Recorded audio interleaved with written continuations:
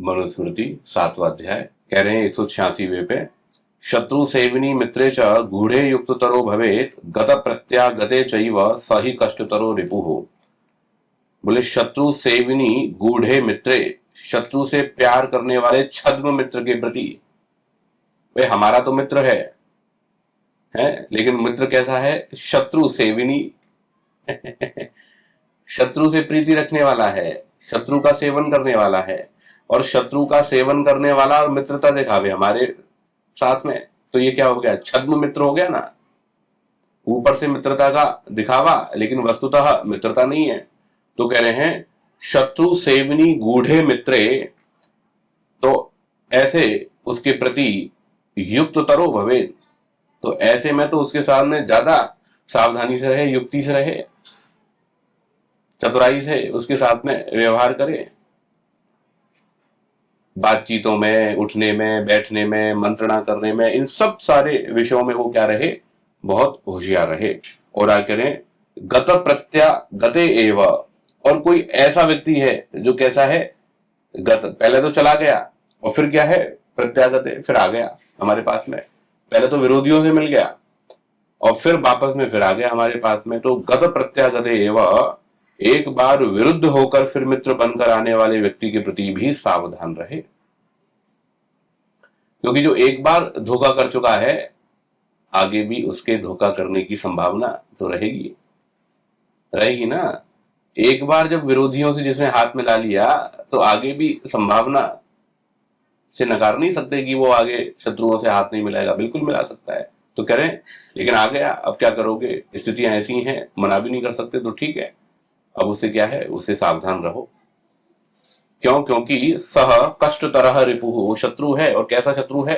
कष्टतर शत्रु है, सामान्य कष्ट देने वाला नहीं है, अधिक कष्ट देने वाला ये शत्रु है, इससे बचना चाहिए। महर्षि दयानंद जी अर्थ कर रहे हैं, कह रहे हैं जो भीतर से शत्रु से मिला हो और अपने साथ भी ऊपर से मित्रता रखे, गुप्तता से शत्रु को भेद देवे, भेद देते रहे शत्रु को, उसके आने जाने में, उसके बात करने में क्या करे? कह रहे हैं अत्यंत सावधानी रखे, क्योंकि भीतर शत्रु ऊपर मित्र को बड़ा शत्रु समझना चाहिए। भाई इससे बड़ा और कौन शत्रु है? जो हमारे घर में बैठ करके ही घात लगा दे और सारे भेद को खोल करके और दूसरे को दे जाए, दे देवे, तो उससे बड़ा घातक कौन होगा? उससे बड़ा शत्रु कौन होगा? सारी आपकी प्लानिंग जीरो, अब आप कुछ भी करोगे यार सफलता नहीं मिल रही है, इसमें क्या बात है? यहां से कुछ भी आक्रमण हो रहा है, सब उनको पता लग रहा है, या उसका बिल्कुल पूरी तरीके से समाधान वो लोग कर रहे हैं, इधर की सेना उनको रोक नहीं पा रही है। चक्कर क्या है कि, और ये सब होता है, दोनों ही करते हैं हालांकि। भाई दोनों, दो राष्ट्र हैं, अब दोनों ही राष्ट्र इस नीति पे चलते हैं, दोनों के ही गुप्तचर फैले हुए रहते हैं और दोनों के ही लोग जो हैं वो प्रशासन में रहते हैं, और वो अपने अपने लोगों को, बहुत क्वालिफाइड और ऐसे बहुत चालाक चतुर लोगों को वो भेज करके और इस तरह से वो उसकी जानकारी लेते रहते हैं, उनके सिस्टम की जानकारी, बहुत आंतरिक गुप्त बातों को, उनके गुप्त संकेतों को और मंत्रणा को, उनकी उनके कार्य योजना को, उनके एग्जीक्यूशन को सब लेते रहते हैं। ये दोनों राष्ट्रों से होता है, लेकिन सावधान तो रहना पड़ेगा। और ये दोनों को भी पता है कि, उनको भी पता है कि शत्रु के लोग हो सकते हैं, और हमें भी पता है कि उधर से भी लोग हो सकते हैं, उनको भी पता है कि उधर से लोग हो सकते हैं, लेकिन अब ये चतुराई है उन लोगों की। तो कह रहे हैं उससे बात करने में अत्यंत सावधानी रखे, क्योंकि भीतर शत्रु ऊपर मित्र को बड़ा शत्रु समझना चाहिए। आगे कह रहे हैं 187वें में, दंड व्यूहेन तन मार्गम याया तु शकटेन वा वराह मकराभ्याम वा सूच्या वा गरुड़ेन वा। अब कह रहे हैं किस किस प्रकार की व्यूह रचना बना करके आगे बढ़े। महाभारत में बहुत बड़ा प्रसंग है जिसको हम सब जानते हैं, परिचित हैं, जिसके व्यू के बारे में हमने सुना है, भले किसी व्यू के बारे में सुना हो नहीं सुना हो, चक्र व्यू के बारे में तो हमने सुना हुआ है। तो व्यू क्या होता है? व्यू सेना का एक इस प्रकार से ऑर्गेनाइजेशन है, सेना को इस तरह से जमाया जाता है कि वो शत्रु पर आक्रमण कर सके और शत्रु को घेरा जा सके। व्यूहन, व्यूहन कहते हैं जमावट को, ठीक है। हम कहते हैं भाई ये फल हैं, इनको अच्छी तरीके से जमाओ।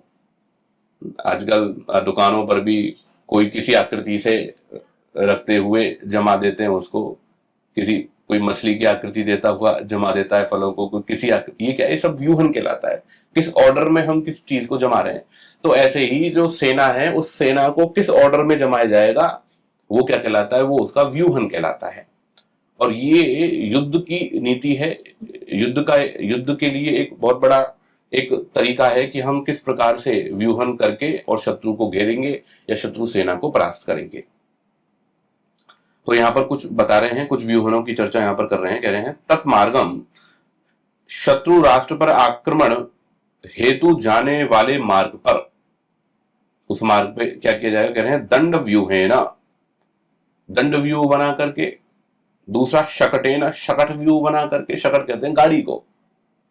पहले होता था ना, वो ढोते थे, बैल लगे रहते थे और पीछे गाड़ी रहती थी ना, उसको क्या कहते हैं, उसको शकट बोलते हैं। तो शकट में धान वान खेतों से लेकर के और ढोते थे, करते थे, जाते थे इधर से उधर, तो कह रहे शकट व्यू बना करके जावे। अथवा वराह, वराह व्यू, या फिर मकराभ्याम, सुअर के समान व्यू, या फिर मकर के समान, मछली के समान व्यू बना करके। अथवा सूच्यावा गरुड़ेन, सूची व्यू या फिर गरुड़ व्यू बना करके यायात युद्ध के लिए जावे। आपने कुछ फिल्मों को देखा होगा, बाहुबली फिल्म देखी होगी, जब वो लड़ाई के लिए जा रहे होते हैं तो एक व्यूहन करते हैं इस तरह से, तुम इस व्यू से जाएंगे, तुम इस व्यू से जाएंगे। जो पुराने शासकों की जो लड़ाई होती है उस प्रकार के आप किसी भी फिल्म को देखेंगे तो ये व्यूहन जो है वो एक विशेष प्रकार का बना करके वो वहां पर युद्ध करते हैं टारगेटेड तरीके से। देखिए इसमें महर्षि दयानंद जी क्या अर्थ कर रहे हैं। कह रहे हैं दंड के समान सेना को चलावे, दंड, दंड जैसे चलता है, डंडा, डंडा जैसे चलता है वो, तो दंड के समान सेना को चलावे, जैसे शकट अर्थात गाड़ी के समान, वराह जैसे सुअर एक दूसरे के पीछे दौड़ते जाते हैं। सुअर जो है वो एक दूसरे के पीछे दौड़ते हैं और कभी सब मिलकर झुंड हो जाते हैं। ये नीति है ना, कभी तो अलग अलग जा रहे हैं और फिर एकदम से मिल गए और फिर आक्रमण कर दिया। जैसे मगर पानी में चलते हैं वैसे सेना को चलावे, जैसे सुई का अग्रभाग सूक्ष्म पश्चात स्थूल और उससे सूत्र स्थूल होता है, वैसी शिक्षा से सेना को बनावे। नीलकंठ यानी गरुड़, गरुड़ कैसा करता है, बोले ऊपर नीचे झपट्टा मारता है इस प्रकार सेना को बना करके वो फिर उसको लड़ावे। तो ये क्षत्रियों के लिए युद्ध नीति है, वे किस किस तरह का व्यूहन करके सेनाओं को लगा करके और वो वहां पर पंक्तिबद्ध करके अलग अलग तरीके से व्यू बना करके करेगा। यहाँ पर भाष्यकार ने व्यूहनों के बारे में लिखा हुआ है, जैसे शकट व्यू है। शकट व्यू क्या है, दंड व्यू, शकट व्यू, वराह व्यू, मकर व्यू, सूची व्यू और गरुड़ व्यू।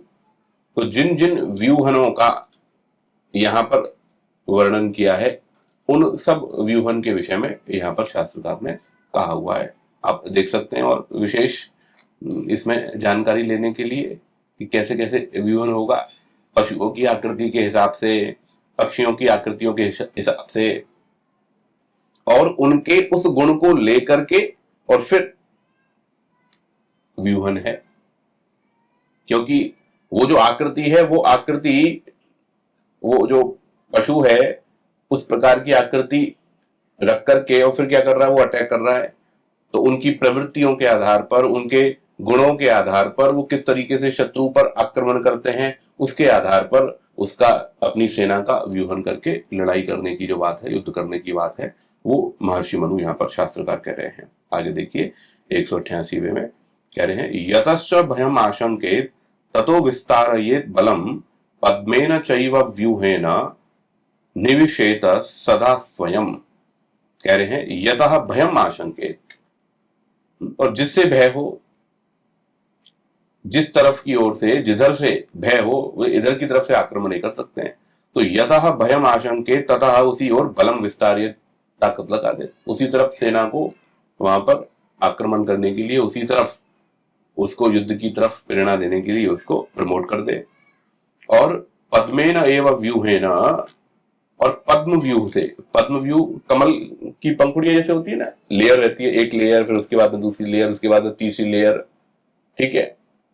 तो इसी तरह से जो है वो पद्म व्यू बना करके, तो एक गोला जो है वो सैनिकों का, फिर उसके पीछे जो है एक लेयर दूसरी हो गई अलग अलग शस्त्रों की, तीसरी लेयर जो बनाई जा रही है, सर्किल जो बनाया जा रहा है वो अलग शस्त्रों का बना करके, और इस तरह से अलग अलग लेयर बना करके, और बीच में क्या रहेंगे, मध्य में कह रहे हैं पद्मेन एव व्यूहेन, पद्म व्यू, अर्थात पद्माकार में चारों ओर सेनाओं को रख करके सब तरफ से घेर रखा है। मतलब यदि कोई अटैक करेगा तो अटैक करने के लिए सबसे पहले क्या होगा, उसको सबसे जो बाहरी, जो उसकी जो पेरिफेरल है, सबसे बाहरी जो उसका जो व्यास है, तो उस व्यास पे जो सेना है सबसे पहले तो उससे लड़ना पड़ेगा ना उसको, आने वाले को। ठीक है, मान लीजिए उदाहरण के लिए भाई 4 सर्किल हैं, तो चारों को भेद करके ही तो अंदर सेंटर पे जाएगा। सेंटर पे कैसे जाएगा, मुख्य बाहर की परिधि से सेंटर पे जाने के लिए 4 जो लेयर है, उन 4 प्रकार के लेयर के शत्रुओं से लड़ करके उसको अंदर जाना पड़ेगा। तो कह रहे हैं पद्मेन एव व्यूहेन, पद्म व्यूह बनाकर और चारों ओर सेनाओं को रख के, स्वयं सदा निविशेद, स्वयं सदा मध्य में रहे। राजा जो है, राजा कहां रहेगा, मध्य में रहेगा। राजा को सुरक्षा चाहिए, राजा सुरक्षित रहना चाहिए। राजा है तो राज्य है, सारा सिस्टम है। राजा खत्म तो खेल खत्म सारा। राजा खत्म हो गया तो फिर क्या बचेगा, फिर तो कुछ भी नहीं बचेगा। और शत्रु क्या है, शत्रु इस बात का प्रयास करता है कि राजा को समाप्त कर दिया जाए, क्योंकि राजा समाप्त हो गया युद्ध समाप्त। तो इस तरह से आगे कह रहे हैं 189वें श्लोक में, सेनापति बलाध्यक्षौ सर्व दिक्षु निवेशयेत यतश्च भयम आशंकेत प्राचीनताम कल्पयेत दिशम। राजा सेनापति बलाध्यक्षौ, सेनापति और बलाध्यक्षों को चारों दिशाओं में नियुक्त करे। ठीक है, बलाध्यक्षौ सेनापति और बलाध्यक्ष, यतः भयम आशंके, और जहां से, जिस दिशा से भय हो, ताम प्राचीन दिशम कल्पयेत, उसी दिशा को क्या कर ले, प्राची दिशा कर ले। उसी दिशा को पूर्व दिशा मान करके, पूर्व मतलब मुख्य है, तो उसी को ही मुख्य दिशा मान करके उसको फोकस करके सारी जो शक्ति है, सेना है, उसका जो अधिकांश भाग है उसको वहां पर लगा दे, सेना को उधर मोड़ दे। तो अब यहां पर देखो, शास्त्रों में तो यह बात आती है, वैशेषिक दर्शन में भी ये बात आती है, यहां पर भी इस बात का संकेत मिल रहा है। तो दिशाओं का जो है ना, तो दिशाओं का ये ठीक है कि सूर्य जिस दिशा में उग रहा है उस दिशा को प्राचीन दिशा के रूप में देखा जाता है, पूर्व दिशा के रूप में देखा जाता है, लेकिन इसको कल्पित भी किया जाता है कई बार। तो जिधर की तरफ मुख है उस दिशा को पूर्व दिशा माना जाता है। भाई ठीक है, अगर कहीं उस तरह की व्यवस्था नहीं हो पा रही है, कई बार दिशाओं को लेकर के लोग जो है बड़े भावुक रहते हैं, बड़े संवेदनशील रहते हैं, और बड़ा उत्पात मच जाता है। भाई आपने इस दिशा में कैसे बिठा दिया, आपने ऐसे कैसे करा दिया, आपने ऐसे कैसे करा दिया, तो एक जो रूढ़ी बन जाती है, तो वो हालांकि जो निर्देश है सामान्य रूप से व्यवस्था है तो उसका पालन करना चाहिए, उसमें कोई दोष नहीं है, लेकिन फिर भी अगर नहीं हो पा रहा है, ऐसी कोई स्थिति है, तो ऐसे में जो मुख हो उस दिशा को पूर्व दिशा कल्पित करके फिर उसी हिसाब से अन्य दिशाओं को लेकर के चला जा सकता है। इस तरह की परंपरा रही है।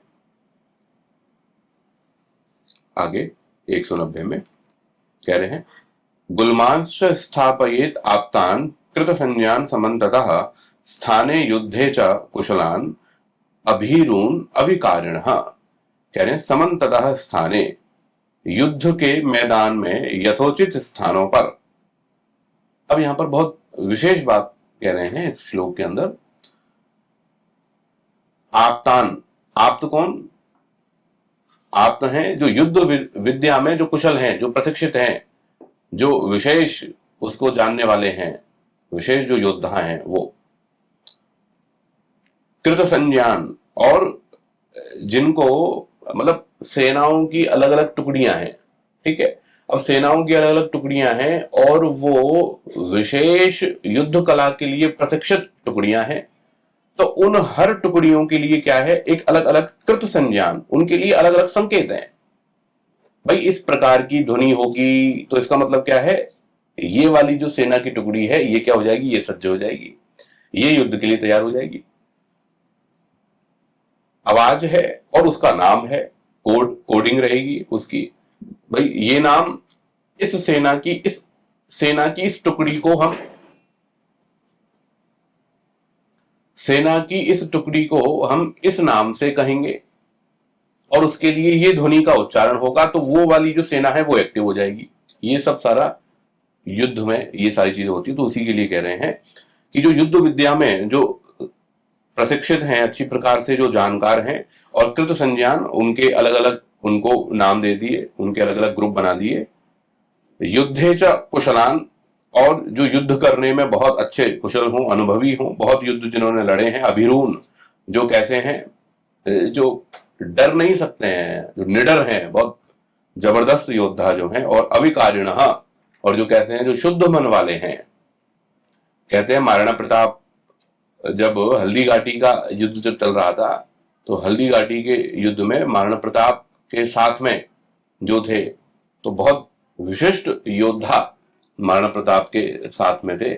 तो ऐसे जो योद्धा हैं, जो कुछ भी कर गुजरने के लिए बिल्कुल तत्पर हैं, और जिनको बहुत अनुभव है, और जो कैसे हैं, जो शुद्ध मन वाले हैं, जिनके मनों के अंदर पाप नहीं है, जिनके मन के अंदर कोई किसी प्रकार का छल नहीं है, जो पूर्ण भाव से अपने राष्ट्र के लिए समर्पित हैं, अपने राजा के लिए समर्पित हैं, अपनी संस्कृति को बचाने के लिए समर्पित हैं, ऐसे जो लोग हैं गुलमान, उन सैनिक दलों को, उन सैनिक टुकड़ियों को क्या कर दे, वो स्थापित, वो क्या कर दे, अलग अलग दिशाओं में वो जो पूरा युद्ध हो रहा है उस युद्ध भूमि के चारों ओर फैला करके उन टुकड़ियों को रख दे, कि कोई भी ऐसी परिस्थिति आ जाए तो उस परिस्थिति में,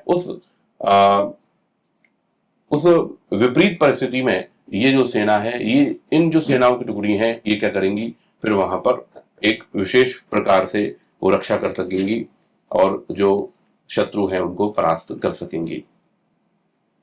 महर्षि दयानंद जी इसमें अर्थ कर रहे हैं, और इसमें कुल्लू भट्ट का जो अर्थ है वो भी इसमें विशेष देखने के योग्य है।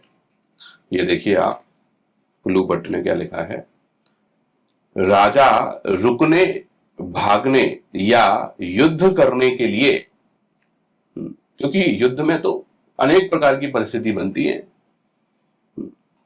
तो कभी उनको युद्ध से जाना भी पड़ेगा, कभी रुकना भी पड़ेगा, अनेक प्रकार की स्थितियां हैं। तो कह रहे हैं रुकने, भागने या युद्ध करने के लिए विश्वास पात्र शंख, भेरी, नगाड़ा आदि वाद्यों के संकेत आदि के द्वारा, भाई ये है तो ये वाली सेना एक्टिव हो जाएगी, ये वाली टुकड़ी एक्टिव हो जाएगी, इस तरह से रुकने में तथा युद्ध में चतुर, निडर और कभी विकृत नहीं होने वाले सेना के एक भाग को चारों तरफ दूर तक शत्रु के प्रवेश को रोकने तथा उसकी चेष्टा को मालूम करते रहने के लिए नियुक्त करे। तो पहले ही चेक पॉइंट, ये आगे रहेंगे, ये रोकेंगे, अब कहाँ क्या हो रहा है, अब कितनी आ गई, कितनी दूर हो गई, कितना क्या हो गया, ये सब सारी जो सारी जानकारी ये देते रहेंगे।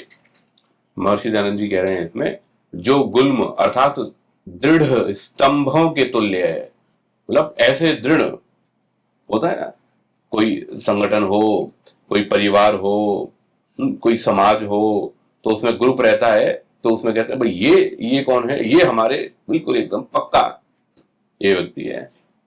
अब इस काम को हमने इस व्यक्ति को सौंप दिया है, ये कैसा है, बिल्कुल खंबे के समान है, मतलब इसको गाड़ दिया तो अब ये हटेगा नहीं, इसको ये जिम्मेदारी दे दी तो अब ये विचलित नहीं होगा। तो ये क्या है, ये विशेष बात है, बहुत विशेष योग्यता है। तो दृढ़ स्तंभों के तुल्य, युद्ध विद्या में सुशिक्षित, धार्मिक स्थिति होने और युद्ध करने में चतुर, मतलब डट जाएं युद्ध में, बिल्कुल स्थित होने और युद्ध करने में चतुर, भय रहित, और जिनके मन में किसी भी प्रकार का विकार न हो, उनको सेना के चारों ओर रखे। ये विशेष बात है। तो राजा, देखो इसमें बहुत विशेष जो काम है राजनीति में, सारा जो खेल है वो खेल कैसे चलता है, विश्वास से चलता है। और उसकी जो फर्स्ट लेयर के जो लोग हैं, उसके जो करीबी जो लोग हैं, उसके जो मंत्रिमंडल के जो लोग हैं, वो लोग कैसे होने चाहिए, उसके बहुत आंतरिक लोग होते हैं, बहुत उसके करीबी लोग होते हैं, बहुत अधिक विश्वास पात्र लोग होते हैं। तब जाकर के इतना बड़ा राज्य, इतनी बड़ी स्थिति सब सारी चल पाती है। मैं एक इंटरव्यू देख रहा था, उसमें मोदी जी के विषय में बात चल रही थी। तो हालांकि मोदी जी जो है, मोदी जी कहते हैं कि भाई परिवारवाद, भाई भतीजावाद। तो अन्य जो पार्टीज हैं, उन पार्टीज में क्या चलता है, ये तो चलता है, भाई भतीजावाद चलता है ना। खुद ने बना दिया, अपने परिवार के किसी सदस्य को बना दिया, किसी और को बना दिया, इस तरह से यूं ही आसपास घूमती रहती है उनकी जो राजनीति है वहीं आसपास। तो फिर किसी ने ये कहा, पूछा, भाई मोदी जी प्रधानमंत्री हैं तो गृह मंत्री किनको बनाया है, मित्र को बनाया है। तो भली भाई भतीजावाद नहीं हो तो मित्रवाद तो है। तो कहने का तात्पर्य ये है, मैं इस बात को कहकर के ये बताना चाह रहा हूं कि जो बिल्कुल बहुत बड़ा जो पद होता है, उस बड़े पद पर बहुत विश्वास पात्र व्यक्ति को ही बिठाया जाता है। अब लोग तो भली उसको मित्रवाद कहें, कुछ भी कहें, लेकिन काम कैसे होगा जब आपका बहुत निकट का जो पद है, उस निकट के पद पे आपने किसी ऐसे व्यक्ति को बिठा दिया जो आपकी बात ही ना सुने, जो आपके हिसाब से चलना ही ना चाहे, जो आपकी हर बात बात को काटता रहे, जो आपकी बात को स्थापित ही ना होने दे। तो फिर कैसे काम चलेगा। तो इसलिए जो मुख्य जो पद हैं, उन मुख्य पदों पर बहुत विशेष अपने जो विश्वास पात्र हैं उन लोगों को रखा जाता है, तब जाकर के शासन चल पाता है, सत्ता चल पाती है। तो कह रहे हैं यहां पर महर्षि दयानंद जी, जिनके मन में किसी भी प्रकार का विकार ना हो, उनको क्या करे, उनको सेना के चारों ओर वहां पर रखे, बनावे। आगे कह रहे हैं 191वें में, संहतान योधयेत अल्पान कामम विस्तारयेत बहून सूच्या वज्रेण च एवैतान व्यूहेन व्यूह्य योधयेत। कह रहे हैं अल्पान संहतान योधयेत, यदि स्थिति ऐसी है कि शत्रु के सैनिक तो अधिक हैं और हम कम हैं, फिर क्या करें, तो कैसे लड़ाए फिर। तो अपने जो सैनिक हैं उनका ग्रुप बना करके और लड़ाए, क्योंकि वैसे ही कम है और अलग कर देंगे तो वैसे ताकत और कम हो जाएगी, तो उनका ग्रुप बना करके ताकत बढ़ जाएगी और फिर लड़ाए उनको। और बहुन कामम विस्तारिये, और अपने अधिक हैं उनके कम हैं तो फैला दे और फैला करके लड़ाए। सूच्या वज्रेण व्यूहेन व्यूहेतान योधयेत, या फिर सूची व्यूह बना करके, वज्र व्यूह की रचना करके उन सैनिकों को लड़ाए। तो इस तरह से लड़ाई करवानी है। तो महर्षि मनु जो है वो लड़ाई करवाने की बात बहुत कर रहे हैं। तो लोग कहेंगे कि मनु जो है लड़वा रहे हैं, राजा के लिए बात चल रही है, तो राजा के लिए तो फिर सारे ही सामदान दंड भेद सब उपाय लेने पड़ेंगे। जब भेद से काम नहीं चल रहा है तो फिर दंड का ही उपाय होगा, युद्ध ही फिर वहां पर उपाय है। महर्षि दयानंद जी कह रहे हैं, जो थोड़े पुरुषों से बहुतों के साथ युद्ध करना हो तो मिलकर लड़ावे, और काम पड़े तो उन्हीं को झट फैला देवे। मतलब कितना फ्लेक्सिबिलिटी, जरूरत पड़ रही है तो मिला करके लड़ा दिया, और नहीं है तो फिर फैला करके लड़ा दिया, जैसी जैसी स्थिति बने। जब नगर दुर्ग और शत्रु की सेना में प्रविष्ट होकर युद्ध करना हो, तब सूची व्यूह तथा वज्र व्यूह जैसे दुधारा खड़ग, खड़ग होता है ना, इधर से भी और पीछे से भी, दोनों तरफ से धारदार, कहीं से भी मौका लग जाए वहीं से काट दे दूसरे को, शत्रु को। तो सूची व्यूह और वज्र व्यूह जैसे दुधारा खड़ग दोनों ओर युद्ध करते जाएं और प्रविष्ट भी होते चले, मतलब मारते हुए और प्रविष्ट होते हुए चले जाएं। जैसे बाहुबली मूवी में चलता है ना बाहुबली चलता है जैसे, तो क्या करता जा रहा है, चलता भी जा रहा है घोड़े से और मारता भी जा रहा है। तो वैसे ही तो दोनों ओर युद्ध करते जाएं और प्रविष्ट भी होते चले जाएं, वैसे अनेक प्रकार के व्यूह अर्थात सेना को बना करके लड़ावे। तो ये जो है ये लड़ाई की विद्या कि किस तरह से लड़ाना है, ये यहां पर कह रहे हैं। और कह रहे हैं स्यंदनाश्वैः समे युद्धेत अनूपे नौ द्विपैस्तथा वृक्षगुल्मा वृते चापैः असि चर्मा युधैः स्थले। कह रहे हैं समय स्यंदन अश्वैः युद्धेत, समभूमि अगर है तो उसमें रथ और घोड़ों से युद्ध करवाए। भाई तीन इन्होंने कहे थे, भूमि पर युद्ध है, जल में युद्ध है और आकाश में युद्ध है। अब तीनों के लिए अलग अलग प्रकार के यहाँ पर साधन उपयोग में आएंगे। तो कह रहे हैं समभूमि है, थल पर तो क्या करे, रथ से और घोड़े से युद्ध करावे। और अनूपे नौ द्विपयी ही, समुद्र में करना हो या फिर जहां पर कम पानी हो तो जो हाथी हैं, हाथी के कम पानी में चल लेते हैं, कर लेते हैं, तो वहां उनसे युद्ध करवाए। और वृक्ष गुल्म आवृते, वृक्ष और झाड़ी युक्त प्रदेश में वाणों से करे। और खुले मैदान में कैसे करे, असी चर्म आयुधई, अब खुला मैदान है तो फिर कैसे करेगा, तो फिर वहां पर तलवार और ढाल से उसको युद्ध करने की बात यहां पर कह रहे हैं। तो ठीक है, ये बहुत प्रकार के तरीकों से युद्ध का जो प्रकार है, किस किस प्रकार से व्यूहन होगा, वो यहाँ पर शास्त्रकार ने बताया। आगे यहाँ पर युद्ध नीति के जो आधार हैं जो हमने देखे हैं, सामदान दंड भेद, और 6 प्रकार की जो और जो नीतियां हैं, संधि विग्रह यान आसन द्वैधिवाग संशय, ये युद्धार्थ सेना जो है वो किस किस प्रकार की होगी, पैदल है, रथ सवार है, घुड़सवार है, हाथी है, जल सेना, वायु सेना, सेना के अधिकारी राजा होंगे, सेनापति, बलाध्यक्ष और दूत, युद्ध में व्यूहन, ये हमने आज कई प्रकार का देख ही लिया। और अनेक प्रकार के शस्त्र अस्त्र हैं जिनके प्रयोग की बात कर रहे हैं। वैसे बहुत सारी चीजें जो यहाँ चल रही हैं, भले ठीक है आप और हम राजा नहीं है, यूं लगेगा कोई क्या जरूरत है, लेकिन बहुत सारी नीतियों का प्रयोग जो है उनका प्रयोग तो हम कर ही सकते हैं, और उनके प्रयोग से समाज में सुव्यवस्था, परिवार में सुव्यवस्था और संगठनों में सुव्यवस्था जो है वो बनाई जा सकती है। तो नीति तो हर जगह चलानी पड़ेगी, परिवार होगा तो भी परिवार में चलानी पड़ेगी, और समाज है, संगठन है, 100 लोगों का संगठन है तो वहां पर भी चलानी पड़ेगी, और एक छोटा सा गांव है उसको चलाना है तो भी नीति तो चाहिएगी। बिना नीति के काम जो है वो चलेगा नहीं।